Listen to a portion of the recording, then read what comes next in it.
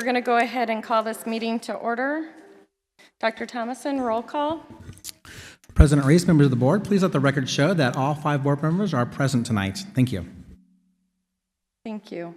We're going to go ahead and have our moment of silence followed by the Pledge of Allegiance.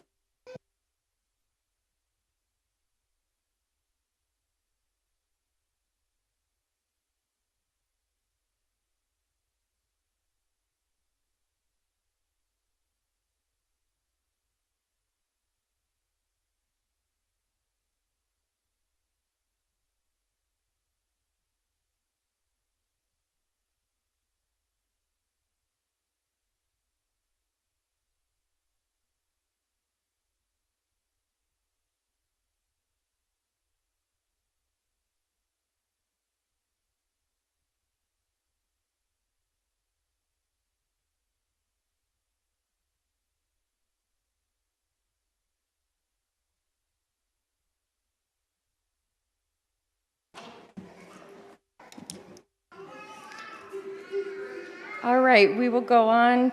I move that we approve the agenda as it's presented. Madam President? We're not there yet. Oh, okay. I will second. I will second.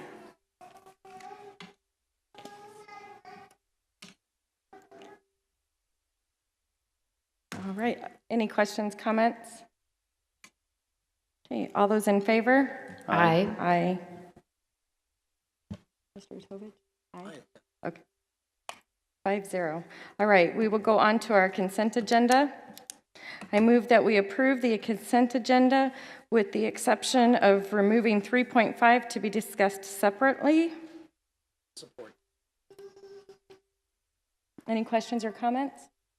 Well, we have some young students that are anxious to get some paperwork filed, so we want to get them cleared first and hopefully get you guys on your way and on your way to Washington, D.C. if all goes well. Yes. All right. All those in favor? Aye. Aye. Okay. We'll go ahead and discuss 3.5. Mr. Glover? Well, I just want to, I mean, there's all the field trips are in here, but we have a group that's going to, is it the National Geography Bee? And they're anxious to get their trip approved and visit Washington, D.C. Higley schools. I just want to say congratulations, and I'm so glad you girls came tonight. Thank you for coming and seeing how this process works, and good luck. Yes, good luck to you. So right now we're only voting on items on item 3.5, and then we will go on to our regular consent agenda for discussion. So Dr. Thomason, did you clarify the chaperone one-to-one for the choir trip? Yes, President Reese, members of the board, it is a chaperone one-to-one for Higley High School, but we are combining that with Williamsfield High School, and so Williamsfield and Higley will be traveling together in our white fleet up to Flagstaff, and there'll be more than one chaperone if we combine both schools and more than one student when we combine both schools. And so that is something that both high schools have come together to make sure that we're more conservative with the district's funds. Thank you. any other questions on 3.5? Right. All those in favor of 3.5? Aye. Aye. Aye. That motion passes 5-0. We wish you guys good luck.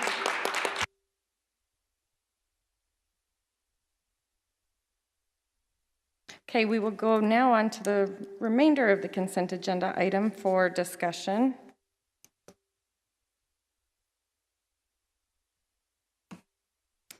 And Dr. Thomason, I know there is some discussion on 3.5. Ms. Good, I'm sorry, 3.3. May I jump in, President Reese? So this is the supplementals, and there's been a lot of talk and discussion, and so I think our legal counsel suggested that we take this up at another time to give proper notice to the public, because there was some question on IJJ and IJJR and how they maybe might conflict, and we maybe might want some more clarity. So it might be, you can help me out, Dr. Thomason. Yes, President Reese, members of the board, we do have some questions and some comments in regards to our supplemental policies, but at this point in time, it has not been properly addressed in the agenda, and it's beyond the scope of what we've notified the public that we would talk about. And so my suggestion would be to the board to direct the superintendent to put that on for the next board meeting for an information item so we can address the full supplemental policy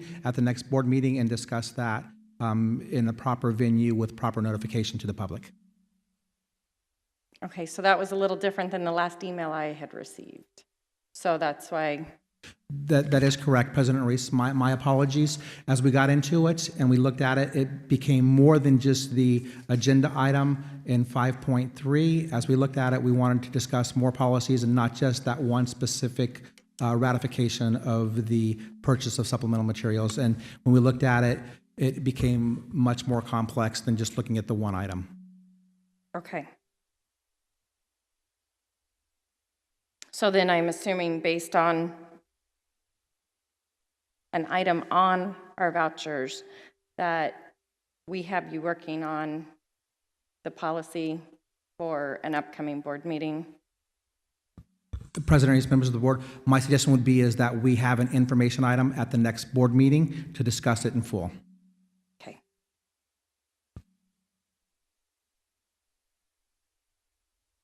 All right.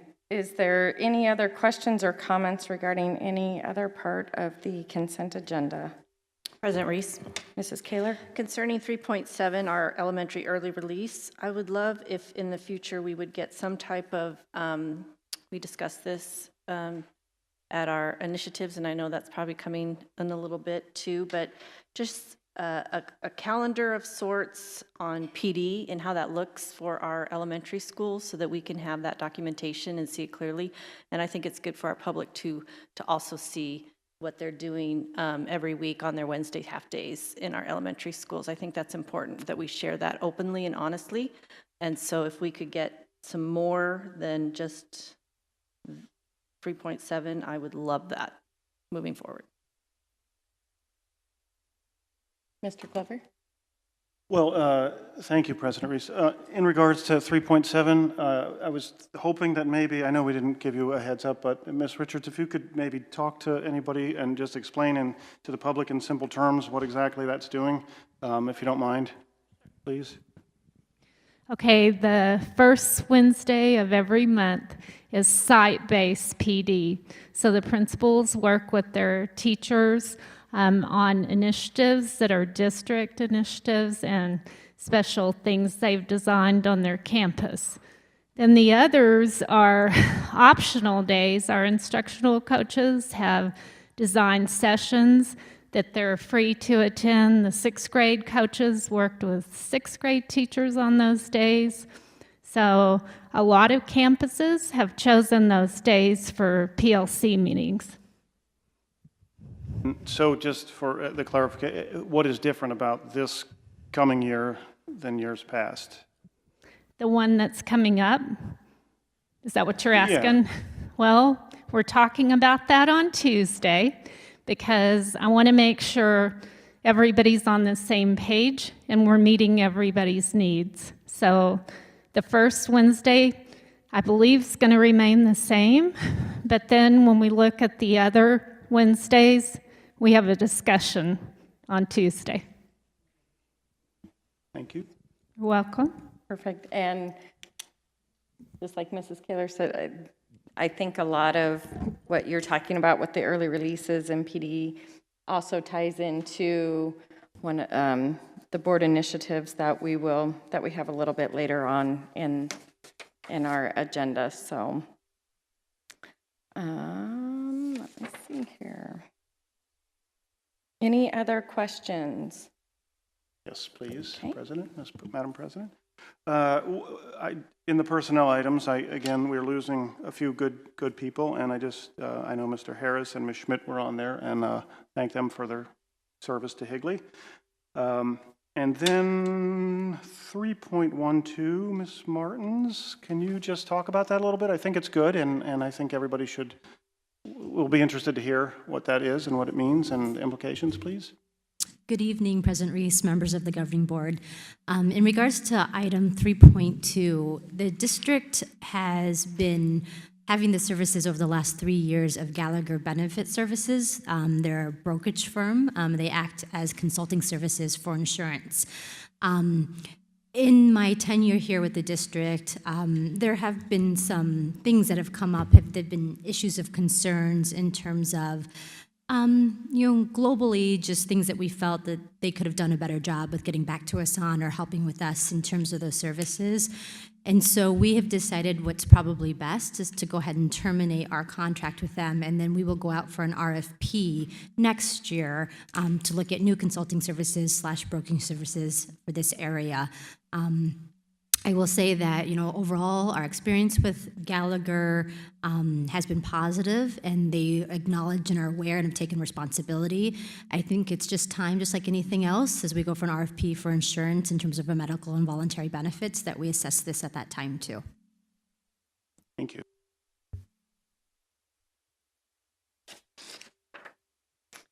Any other questions or comments on the consent agenda items?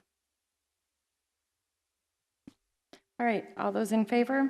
Aye. Aye. That motion carries 5-0. All right, we're going to go on to our action and information items. 4.1 is a board retreat update. The governing board did have a retreat this past Saturday with Dr. Thomason to discuss the initiatives for the next school year, and some a little bit beyond, kind of where we would like to start working towards. Our strategic plan has been in place for a couple of years, and I think that that's really helped guide a lot of our decisions and has put us in a much better place than we were without it. So we just wanted to briefly go over the initiatives that were agreed upon and discussed with Dr. Thomason on this past Saturday. One of the initiatives is improved professional development plan, timeline, and for implementation. So the board found it important that we're giving appropriate professional development, that we're allotting enough time for professional development. We have had 2 very large curriculum adoptions over the last couple of years, and we have provided minimal time for our staff to get separate professional development. We have great coaches. They spend time with our staff to help answer any questions and provide some of that professional development. But we feel that that is an area of improvement, and so that was one of our initiatives. And with that, we want a professional development plan, and as well as timeline and implementation information.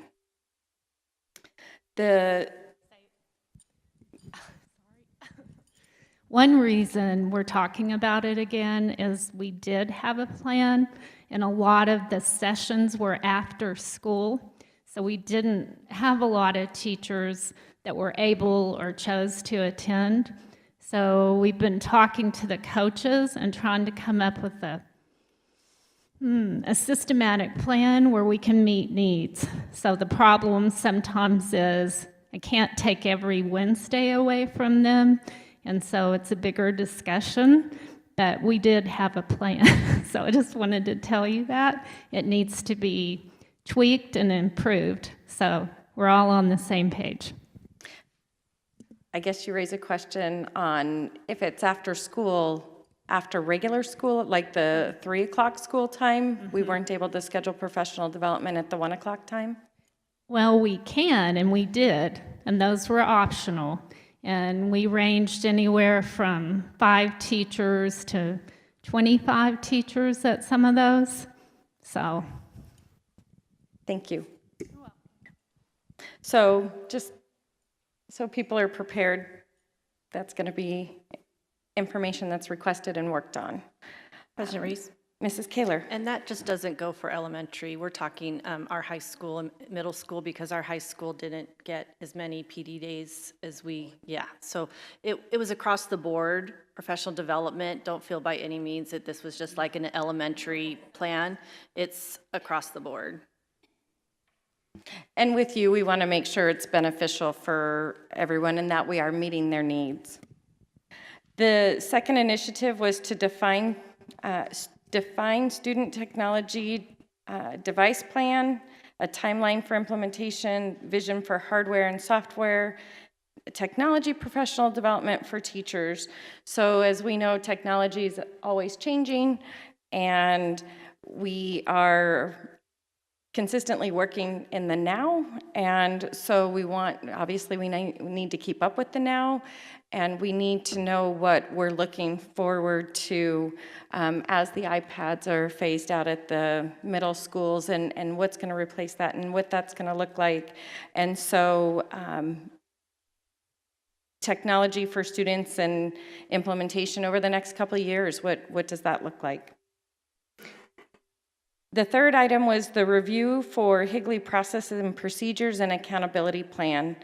So as we go forward and things change, that way our process and procedures can be evaluated, make sure they're current, up to date, maybe they're old, and maybe we're missing some processes and procedures.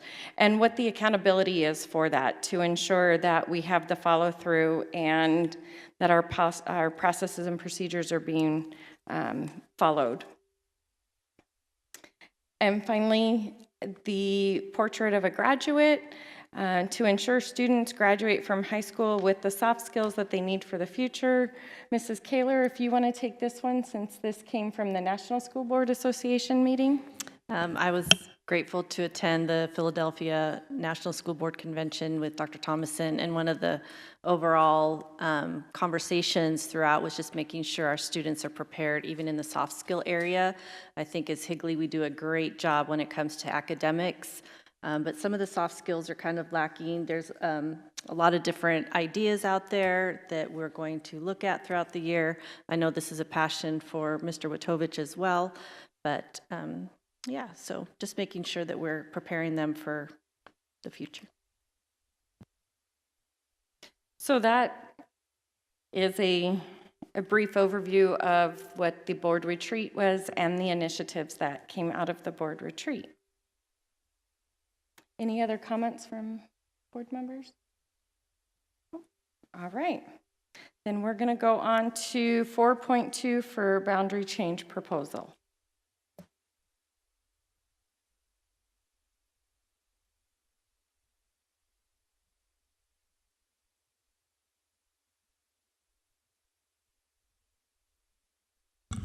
President Reese, oh, there we go, it's working. Members of the board, just happy this evening to present some information regarding a proposed boundary change. And let me just get to the PowerPoint here.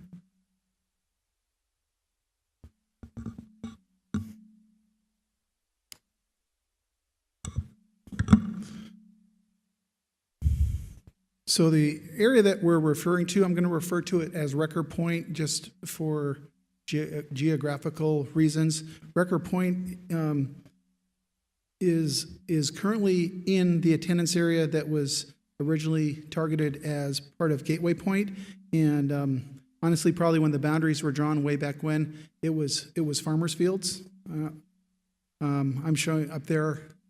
Are you able to see it on your screen right now? That, not yet. It's not. I'm on slide 3. Yeah, the current Gateway Point HTA boundary is shown there. And you'll see that it's actually a fairly clean boundary, except for that little, almost want to call it a postage stamp there, that shows a green part, a darker green part that's currently the Gateway Point attendance area, and that's referred to as Record Point. It's a Shea home subdivision that's under construction. It's probably been under construction for the last, probably year or so, although it's really started to close on houses. My best estimate, they're probably at about 45% occupancy at this point. I did visit that location just recently. Yeah, it's not up there.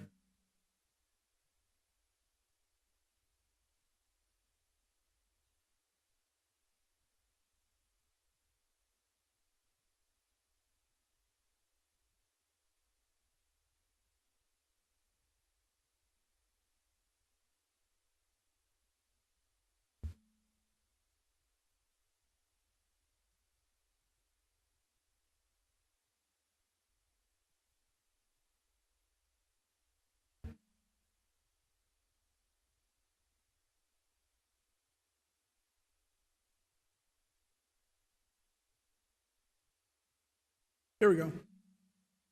Thank you for your patience. So the, and I can go back one just, let me just see.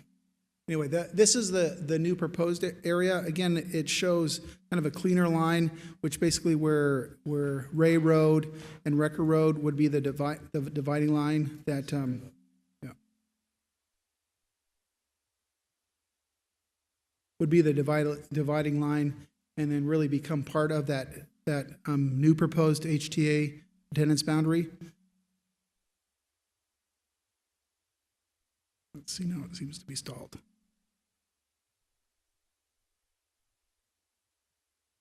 Okay, I'm just trying to advance it. There we go. So as far as that record point attendance area, like I said, my best estimate, they're about 40 to 45% of the occupancy. Right now, as far as the K6 goes, there's 8 students that reside in 6 households in that attendance area. 4 of those students currently attend Gateway Point, and the other 4 are attending HTA. This boundary change would have no impact on busing because our current policy allows for students that reside in the HTA attendance area that choose not to participate in the traditional academy to actually go to Gateway Point. That's already in place, and so any families that would choose to not want to send their child to HTA would already be permitted to attend Gateway Point, and we already have a bus that would send them there. So that part of it would remain in place. As far as anticipating numbers, to my best estimate, we'd probably end up with about, when this is fully built out, about 20 to 24 students. I'm assuming that would be in this particular part of the boundary. Our current enrollment numbers as of last week, Gateway Point is 578 and HTA is, 758 and HTA is 719. We do anticipate continued growth in both of these schools, although it is hard to predict. For example, if you notice just south of HTA, there's a fairly large apartment complex that's going in. Although typically we don't get a lot of students from apartment complexes. Part of that is the transition and the transient nature of apartments. Usually people are in apartments for a short time while they're waiting for the house to be built.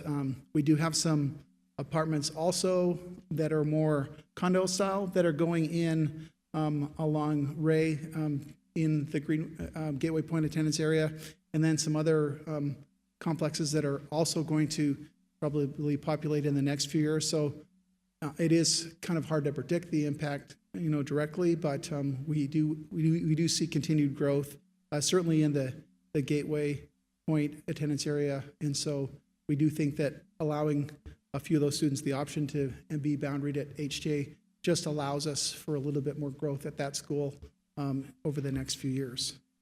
Dr. Fowler, can I ask Yes. a quick question? Yes. How many kids do we normally end up choosing the Gateway Point school that reside traditionally in the HTA, but choose to go to Gateway Point? Do you know, what the percentage is? Is it 1% decide, oh, we're within HTA, but we decide to go to... It's a great question. Okay. Yeah, thank you. This is the data, and I'm sorry I didn't have it in the slide. No, that's okay. Thank you for the having slide us. that's up there just shows the breakdown of the 8 students that I have, but this is actually a report run for the HTA attendance area, and it shows where every student within that boundary goes. So you'll see, obviously, the majority of students, 538, attend HTA, 59 choose Gateway, and then interestingly, there's 74 students that go to Chaparral that are also in that attendance area, but that's the current breakdown of where students are attending within the HTA boundaries. That's no problem. So, Dr. Fowler, to clarify for those individuals watching online, could you go over the numbers for HTA students that are attending schools outside the area? Okay, yes.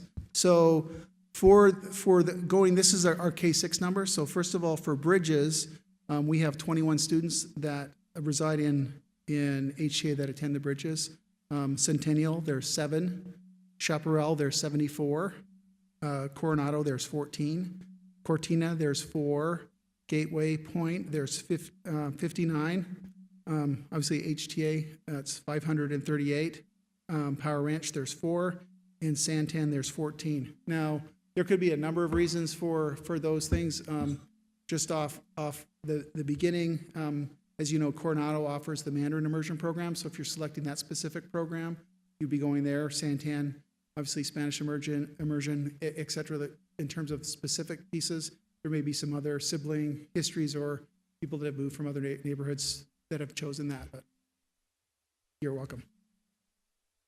And then in terms of a timeline for communication, postcards and emails will be sent to families impacted, you know, if we do choose to move forward with this.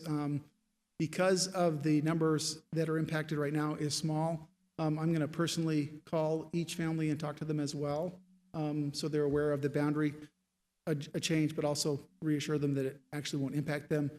You know, in terms of what they choose to do, they can continue to stay at Gateway or go to HTA, and if they want to, you know, provide that opportunity, that's there for them.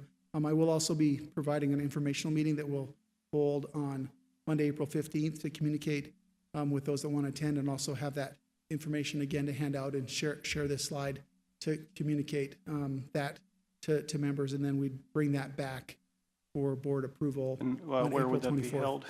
It's an April 15th meeting. It doesn't say on here where it would be held. If anybody It would was be reading held this. it would be held at the media center at Gateway Point.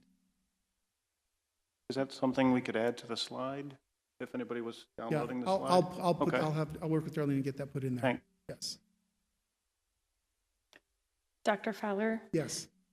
is there any other property within our district that we would want to try and look ahead? Obviously, this is new coming, and so right now there's only 8 students, but is there any other property that we need to be looking at that would make sense to try and make that change if it's zoned residential prior to building, so we don't have an impact on already established students? I do believe that it's possible with some more more new development, but I don't think it impacts the boundary per se like this one would. But we will certainly revisit that. Certainly, you know, it still continues to be a peak time for growth, and there's parts of our subdivision district that it seems like, okay, I guess there's never going to be houses there. I would point to the undeveloped area in Power Ranch that had kind of 2 communities that were gated that just kind of when the economy went down, they kind of shut down. I just recently attended, and I regularly attend the meetings at the town of Gilbert that talk about the new development, so I can kind of stay ahead of those. But that fits within our boundary, and I don't think that'll impact us, but impact us in terms of needing to change a boundary. But at this point, you know, as we look ahead, I don't see that, but it's sometimes hard to predict. I do know that there is a large apartment complex and some townhomes that would be going in, loft-style townhomes, across from Power technically in Mesa, but it still would be in our district. Again, though, with that being apartments predominantly, it's hard to glean exactly how many students we would get from there. But as we continue to grow and if the economy continues to do well, I do think that there still could be more growth, but I think the capacity is there, at least currently in our schools, especially at the elementary K-6 level, to handle the growth that we're anticipating. But you know, that could change if other things change. For example, you know, some of the charter schools in our area are at capacity, or you know, people choose not to go to those. That could impact us. That we don't. I mean, it's hard to anticipate that sometimes. So.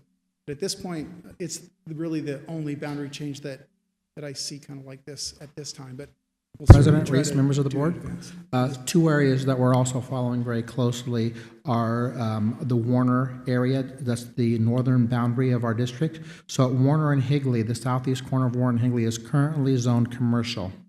I don't anticipate that changing. Working with the town of Gilbert, that should be okay. But the bigger concern would be the industrial zone part south of Warner and east and west of Power. That is currently zoned industrial. that is one thing they're talking about taking a look at and changing to residential. And so that's the one we're keeping the closest eye on right now. Well, in that you mentioned the one, those gated communities off of Ranch House and Right. Germain, that, can we follow up on that? Because that is in that same area we were looking at making a boundary change last year. And so can we make sure it's got the appropriate boundaries where we would like them to go? Because obviously it's a lot easier if we already have the boundary in place. If we need to do it now before people are residing there, it's Yes. much easier for us to do that. And then, so I understand correctly, so right now we have 8 students and 4 attend Gateway Point, 4 attend HTA. So you said that we would continue to provide busing? Yes, and as a standard for all students within the HTA boundary, because their primary school is a traditional school, students that choose to not, if they don't want the traditional academy, Gateway Point is the school that we allow and provide transportation to for those parents and families that don't want to go to the traditional school. So that would apply obviously to those families in that area if they want to. Now, I'm just putting this out there. So my thought, though, is that something we would want to continue to do in a newly developed area? Or is this an opportunity where we have a minimal impact to make that change for a cost savings in busing? So I'm just, with making this change now, perhaps that's something we need to look at, that if it's something we would want to continue, or is that something perhaps in this particular area we don't want to offer because it's a new area, and as families go in there, it gives them the option to, just as some of our other families, you're boundaried for this school, you have the option to open enroll, but for the most part, with the exception of the bridges and right now HTA, they have to choose to get them there on their own if they open enroll at one of our other schools. I'm just wondering if this is an opportunity for us to look at that as this area grows prior to having that impact. We can certainly bring it back and discuss it at the cabinet level and bring back a recommendation to the board. So just a thought there before that area grows up, and if that's an option that we can perhaps change at this particular area.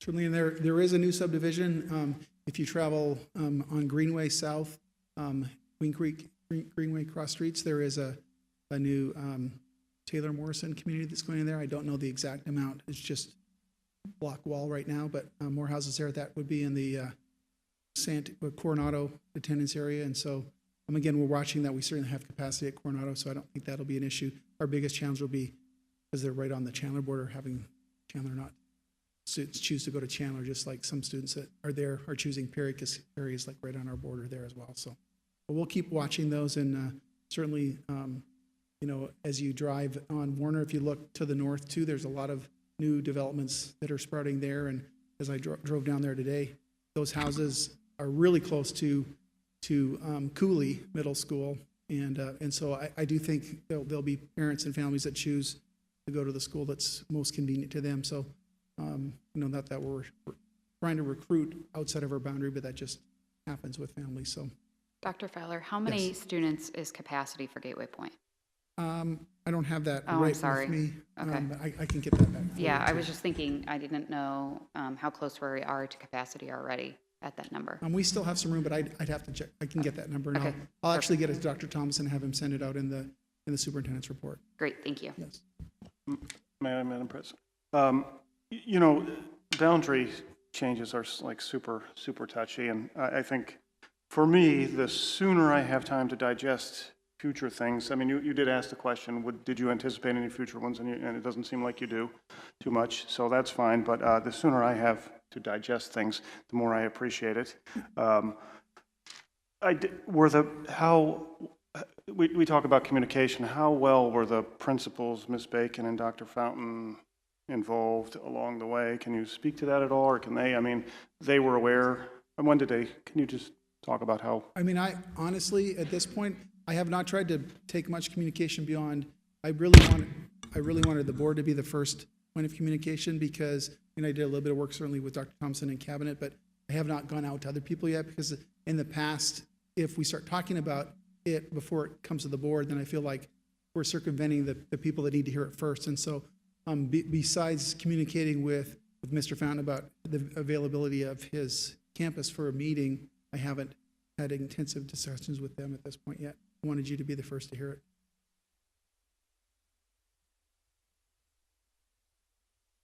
Any other questions? Dr. Fowler, I just want to say thank you for this presentation, but I love the idea that you will call them personally. I think that's very important in the situation, since it is just a handful of students. So thank you for that. Yes, thank you. Dr. Fowler, when do you expect this to come back for approval? I would bring it back if after you've digested it, we're proceed with the meeting plan, and then I'd bring it back in the next board meeting in April Okay, 24th. thank you.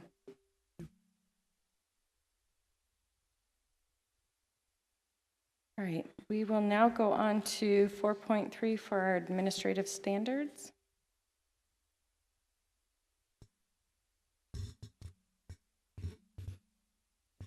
Good evening again, members of the board. What I propose to you is draft guidelines of standards for elementary and middle school staffing. And you'll see on there that what we've done is looked at numbers across the district and identified what and how we should staff as it relates to the administrative level of principal, assistant principal, dean, and then the total administrative team. So the reason why this came about was because of the fact that we're seeing numbers increase, enrollment numbers increase quite a bit over the thousands at some of our schools, particularly at our middle school, Sossaman. Their current enrollment is just under 1,100. And then also with Chaparral Elementary, where their current enrollment is just under 950. So as part of the dialogue these last few months, we've discussed, we really need additional support, administrative additional support at our school sites. And as part of that, Dr. Thomason asked myself and memberships of educational services to take a look and see, what could that look like and what numbers are we going to establish if we're going to look to add. And then, of course, if we look to add, we also have to take into consideration, is there areas we can decrease or cut? Because as, I love to quote Mr. Gary Holland, it's all one pot. So we have to look at all the different capacities within that. And the reality is that's part of the bigger picture. I think it's important, and I think it's wonderful that as a district we've been able to support assistant principals at the elementary level at all of the school sites. As many of us know, that's not the common theme around other school districts in the Valley. Another component is the fact that other school districts in the Valley, their assistant principals are 10 or 11 months. Our assistant principals are 12 months. And that's something we've been able to take pride in, but we also know that times are changing, and sometimes we have to roll with those times and those changes that come about with that. So this is what we've put together, and this has come from data not only from our colleagues, what I've been able to gather from our East Valley schools, from my other HR counterparts, but also Dr. Thomason provided us this statewide data that looked at comparable school districts as well as all school districts at the elementary, middle school, what their enrollment numbers are and how are they staffed.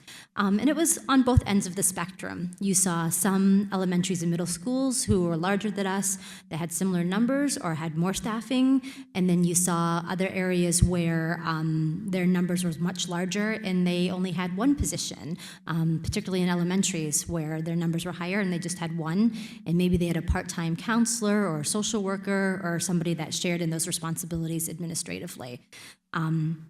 So this is our attempt, as we know and acknowledge that we have to support our schools, that this is a guideline that we think we can move forward with.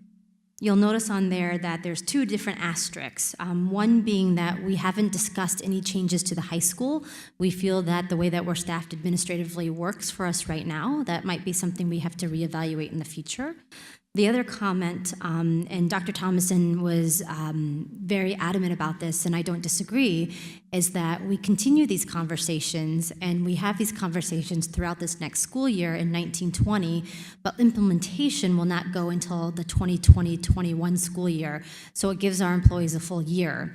Additionally, just to clear up any confusion, we would first ask if any of our assistant principals are interested in taking an 11-month position. And if they're not interested in taking an 11-month position, then we would grandfather them and have them stay at a 12-month, and only through natural attrition would we then reduce to an 11-month when we rehire, because anybody new would come in knowing the full expectation and role of the position. And I think that's important as we think about our employees and their lives and their planning and that bigger picture too. So I'll entertain any questions in relation to this. And then you'll see attached to this, we also have a proposal of a dean of students job. I know the district had one probably about 5 to 6 years ago, and we have not had one since then. So we did some updates through some really borrowing of information from our fellow school districts, as well as not only our fellow school districts in Arizona, but I'm also a member of the American Association of School Personnel Administrators. And so they do a shared directory of lots of different materials. And so this is also kind of a compilation of what they had listed from other school districts across the nation too. And I'll entertain any questions.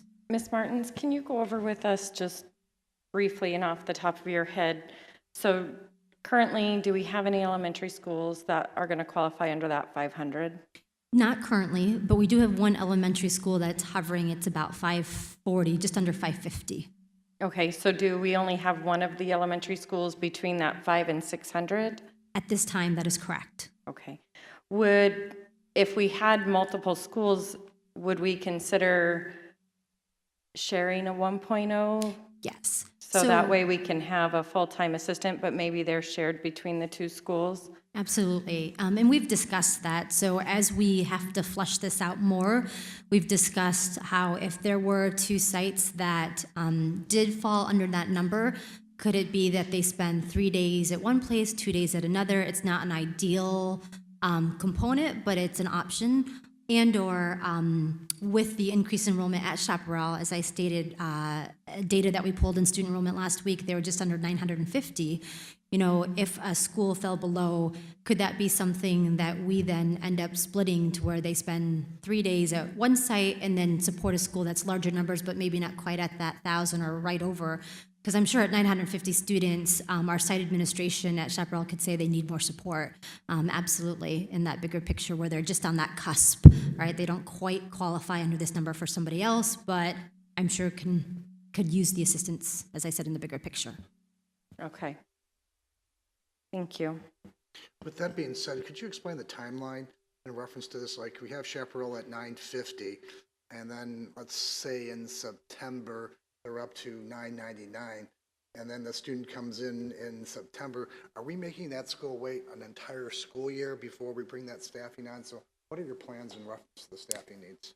So we've had some discussion around it, but as I said, we haven't fully fleshed all of it out, but we've discussed a couple of options. One option could be that, so in your case, Mr. Ratovich, if we had them at 990, and one thing we do is we always project enrollment for the next year. So if they're at that cusp going into the end of the school year in the spring, and what we anticipate might happen with projection of enrollments, potentially other border changes, other housing developments, I think we as a district would probably have a conversation and say, this warrants adding that additional support, so that way we don't run into that dilemma in the middle of the school year, and then they're in a position where we can't hire, we're not going to get a quality hire, or they're concerned about what availability of pools that we're going to have.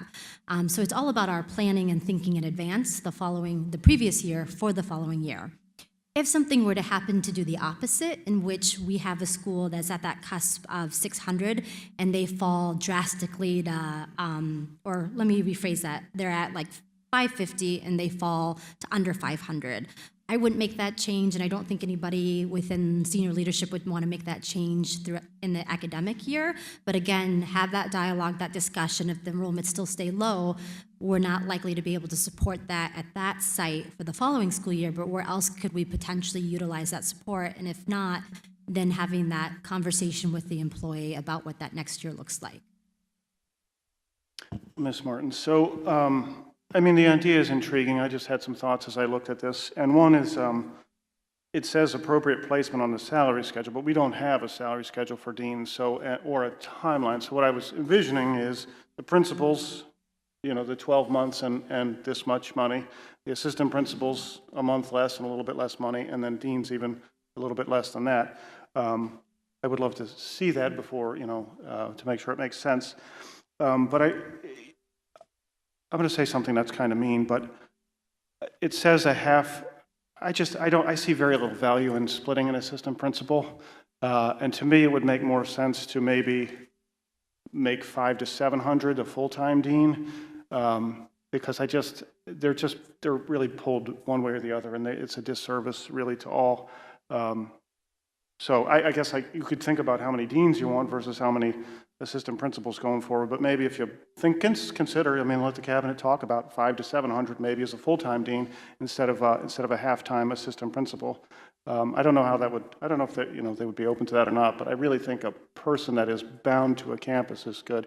And then my hope would be that our deans are a training ground, and we promote up to assistant principals, and assistant principals promoted to principals. So I think that's all the comments that I had, just for food for thought. No, absolutely. Part of the dialogue in relation to that, Mr. Glover, has been at some of our surrounding school districts, they might have a position that is a 0.5 teacher and a 0.5 dean, to where they have a 1.0 at that site, but they have responsibilities as a dean outside of their teacher responsibility in their load. And absolutely, part of our dialogue was the fact that here's another level of growth and development, because we have many teachers that are ready for that next step, but maybe not that next step of assistant principal and need that intermediate. So this offers some other potential growth within the district in that bigger picture. And you were always interested in promoting within if it's the right thing and the best thing for the site and the district at the time. I agree with Mr. Glover on the split of a dean. We don't split our special teachers right now.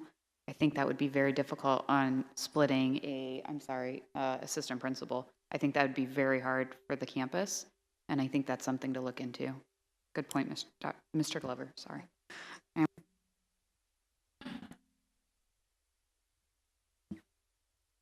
Thank you, Ms. Martins. Anyone else have any other questions regarding that? I just have one. I guess if we were to hire a vice principal, assistant principal this year, I'm trying to think this scenario. I mean, they would be grandfathered automatically, right? Because if the numbers dropped later, I'm just trying to see how, like, if we're hiring this year for an assistant principal for a position, and then next year the numbers would drop, that person is still protected under the grandfather, correct? Because this is not going until 2020, 21 year? I think if I understand you correctly, yes. Right now, we don't currently have an open assistant principal at the elementary and middle school. Could that potentially change? There's still that potential, of course. Contracts are still being offered at other places. Other places are still in their hiring processes. I think I would have to have some additional dialogue with our leadership team, because it could be that, the dialogue is that you are 12 months this next year, but we are looking at a shift for 11 months. I just don't want to give any surprises if I can at all possibly avoid it. I just think it's important to have those conversations from the beginning, I guess is what I'm saying. So if any scenarios come up like that this has already been talked about, and we share it with them. Absolutely. And Ms. Martins, I do want to, you just called it out, but I think it's important. The fact that you're considering and deliberate about grandfathering in current employees shows that you do value the work that they do. And in fact, they have mortgages based on things, and I think it's a credit to the thoughtfulness of everybody who thought about doing that, because it's monetary. You could have easily just said no, but you thought about it, and that is what's best and treating employees fairly. So I greatly appreciate it. Thank you. Thank you. All right, if we have nothing else, we will go to 4.4, which is our liability insurance.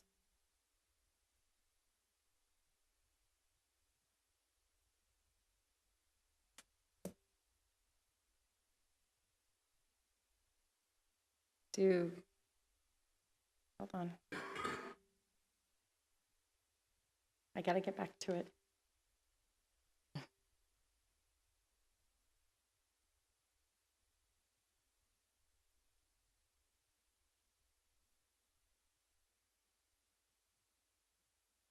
Okay, I move that we approve the proposal RFP 19-03-24 for liability insurance, and that we award this contract to the Mahoney Group. Second. Do you guys have any questions? Mr. Glover? Yeah, sorry, I always, I'm sorry. Well, it looks like, I hope I'm not sticking my foot in my mouth, but this is a $250,000 savings, which is great. Is that correct? 256,000? Minimally, that's $250,000 savings. Yeah, I think it's great. So good job. I'm not. And President Reese, members of the board, this is not something we took lightly. The Higley Unified School District will be the first district that I know of that's going outside of the Arizona Risk Retention Trust. But it's not like we did not try to work with them for the last several years since I've been superintendent on some costs. And we thought there's some things that we maybe could have done better on. And so we went out there for an RFP, and the significant savings of probably 25 to 30% on insurance is what the RFP showed us. And then the committee went through all of their due diligence and took a look at everything, asked the proper questions, and made a decision that was best for the district. Yeah, and I noticed that the deductible was a little bit higher, so it may not be the full 256,000, but it's still significant savings. So good job. We had an incredible committee that really took a look at the deductible amounts and made the wisest choice for our district compared to the deductibles and the cost differences between a $1,000 or $2,500 and a $5,000 deductible amount. I can tell you I was a participant on that committee, and there was a lot of discussion on the security of leaving the trust, and that was a consideration as well. But the other discussion that we had, that the trust had kind of repeatedly reminding us that we were receiving loyalty credits, and we had been receiving loyalty credits for years and years and years. And even after receiving all these loyalty credits, this is still what we're saving. And so their amount was really high even after they applied those. So there was a lot of discussion on if it is the right move for our district. And we felt the Mahoney Group provided a really good comprehensive proposal, and we have a lot of faith there. So it was an interesting process for sure. I just wanted to say thank you to all the committee members. I know sometimes those committees are not always nice, and sometimes they get heated. So just a thank you to anybody who was on that committee, and for your time and all the energy you guys put into it. Thank you so much. Any other questions? All right, all those in favor? Aye. Aye. Aye. Sorry. And that motion carries 5-0. I would like to thank Mr. Ryan Edwards, who is from the Mahoney Group. He is here with us tonight, and he is a business partner, so he isn't around our district a lot. So now you know a face to find, so congratulations. All right, so our last item is 4.5, and I move that we approve the issuance of administrative contracts and classified work agreements with the percent increase of 2% for the base salary rate for the 2019-2020 school year. Second. All right. Ms. Martins, I just have a question on here. So several weeks ago, we talked about the classified schedule, and it needs some help, and that you guys are working on that. Can you go over with us briefly this 2% that we have on here for classified? How is that going to work, and how does that play with the realignment of salary scales? Certainly. So first of all, I want to say thank you for approving the increase for the administrators in the classified group for the next school year. And what I was going to follow up with after the vote had been completed is that this isn't the end of it for the classified. So what I plan on bringing to the board in May, after working with JB Reward System, who's the vendor that we're utilizing to help with that class and comp system, is likely not only a new schedule, but also, for lack of a better word, some proposals and recommendations as to a larger plan in terms of the equity and compression that we're going to see that's impacting, as I talked about a few weeks ago. I felt it was important that we initiated at least something right now for our classified so they weren't left hanging. But upon your recommendation when we were last here a couple of weeks ago, I've started to do these talking tours at the sites. I did one today, it was my first one, and I'm scheduled for 4 to 5 more at other sites coming up within the next few weeks to explain to them that although we're going to the board tonight with the renewal of work agreements for them, we are not going to look to issue work agreements quite yet. And some of that is because we're still looking at that bigger picture and to save some work with reprinting, really for human resources in that bigger picture, but communicating out to them that, we're still working out the details. We've got a plan for the first step, but there's still other steps that we have to look into. So you'll likely see us coming back, us being myself particularly coming back, asking for additional money for that group, but it may not be an overall increase, or it might be a sum or an average, or it might be for X group gets this, X group gets that. I think in the larger picture, as I said, with all the other employee groups having come to the board with something, I was concerned if we didn't come with something for them, at least an initial something, there would be, for lack of a better word, maybe more outrage, and until we can decide what that final product is going to look like. So with this vote tonight, what does that look like for them? So you said we're not issuing work agreements yet. So with the approval of a 2%, is that something that we would look to do? Like you said, some will have larger increases than other, but where does this 2% play in?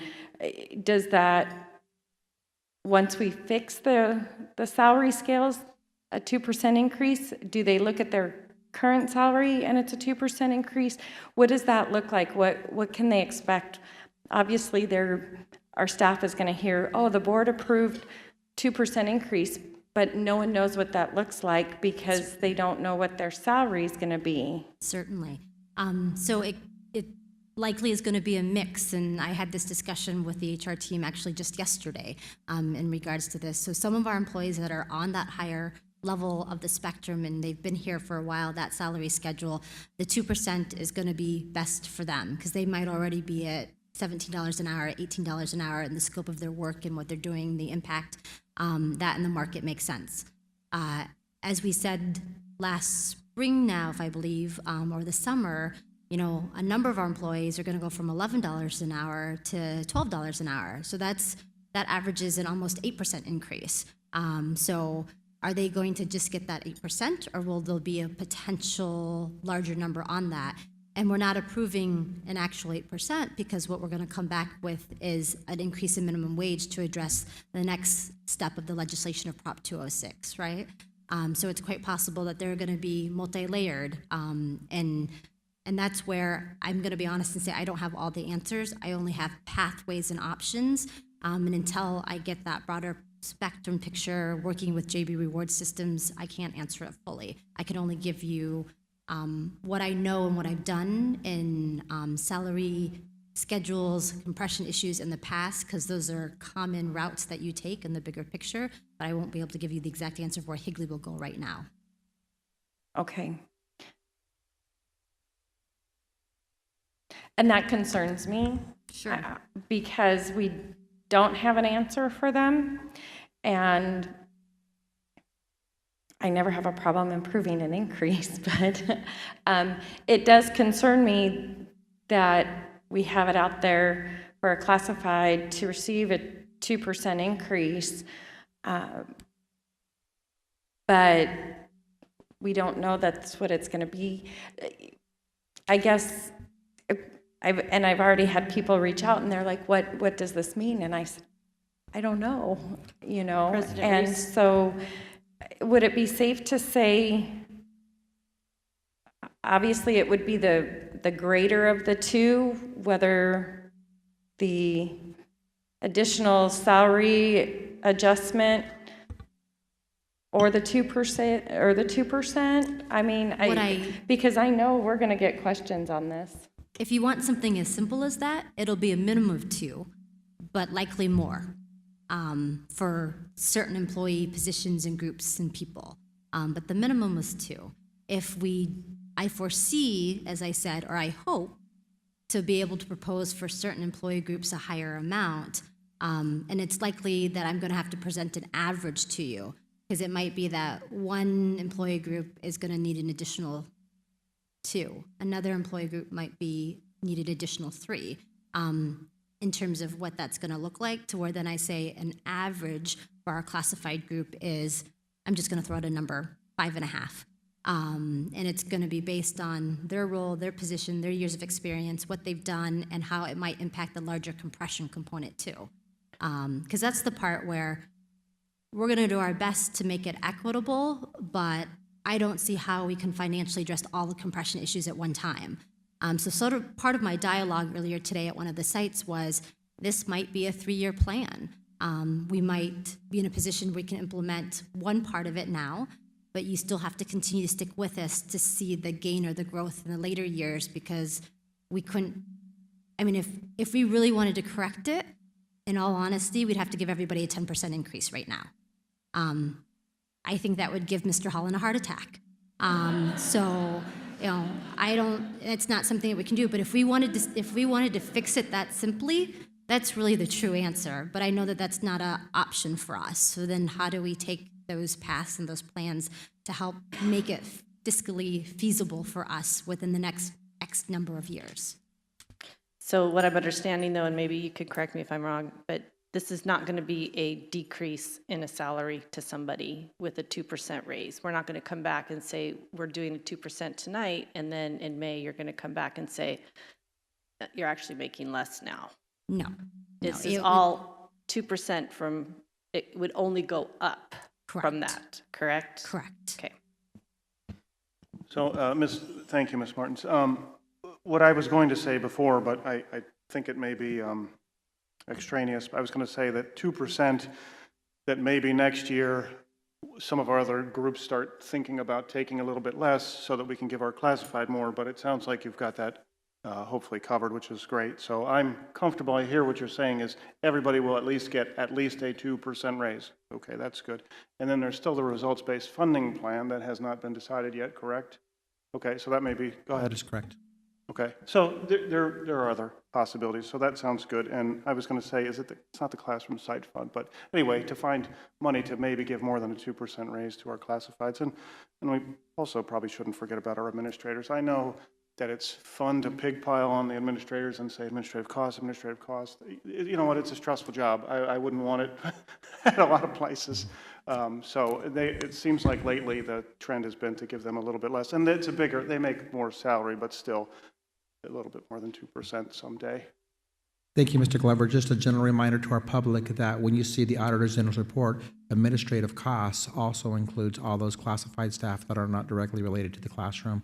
So administrative assistants, counselors, some OT, PT, speech, everyone in finance and those critical areas too. So administrative costs on the auditor's general report does not just include school administrators. Thank you. All right, does anyone else have any questions or comments? No? All right, all those in favor? Aye. Aye. Aye. All right, that motion carries 5-0. All right. We are now going to move to the back of the boardroom for our work study presentations. And for everyone, please be advised, all the microphones are hot in the other room, just as you go Hot in there. microphones, it will get you talking.